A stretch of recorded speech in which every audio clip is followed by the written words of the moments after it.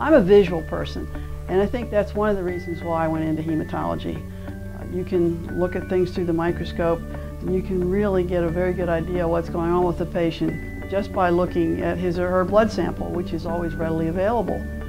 While Dr. Elaine Eyster's research focused mainly on infectious complications of hemophilia patients, she was thrust into the international arena in 1982 when 3 hemophilia patients developed infections similar to those being seen in gay men in California and New York. And one of the most important things that she did was when she became aware that patients were developing HIV infection associated with the treatment they were getting for hemophilia, she was able to go back into the freezer and pull out stored samples and begin to analyze them to look at when the virus was first detected. Her studies in collaboration with the U.S. Centers for Disease Control and the Department of Health and Human Services helped to elucidate the progression of HIV/AIDS and aided scientists in developing the first drugs to fight the disease.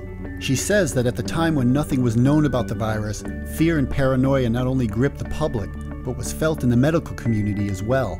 These were scary times. People were dying of infections that were very unusual. No one had a clue as to what caused all this. Some people didn't even want to touch anybody who was infected. But Dr. Eyster never shied away from giving her patients the close, compassionate attention that has been her hallmark throughout her career. She literally knows everything about her patients in a personal way. I've always been a people person, and the patient contact is one of the things I've enjoyed most about medicine. In 1970, Dr. Eyster joined the faculty of Penn State College of Medicine when it was in its infancy. She distinguished herself by becoming the first female division chief just 3 years after arriving.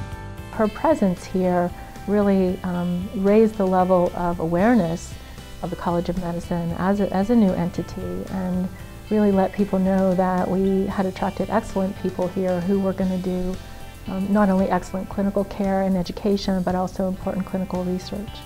While a medical student at Duke, she says 2 people had a profound influence on her. One was our founding dean, Dean Wilbur Davison. He was not only a visionary, but he was just a wonderful person and a tremendous human being. The other person was Dr. James Weingarten. And he held us to very, very high expectations. As one of only 3 women in a class of 75, I very quickly learned how not to be intimidated. She has a lot of outside interests outside of medicine, so she really showed that with a lot of careful work and hard planning, you can have it all. You can have a family, you can have a career, and you can make a difference in medicine. I now work only half-time, and that leaves me a lot of time to spend with my grandchildren. And doing photography, cooking, and playing golf. There's just something about when you strike the ball well, it feels great, and when you miss it, you know, you've always got another opportunity to try again. Dr. Eyster met her husband, Robert E. Dye, a gastroenterologist, in the early 60s during their residencies at New York Hospital Cornell Medical Center. Bob and I had 46 wonderful years of marriage before his death about a year and a half ago. His love, his encouragement, his support, his understanding, and his patience made my career possible. They had 2 sons, Rob and Chip, and 6 grandchildren. She praises her late husband as a main reason for her many career and life successes.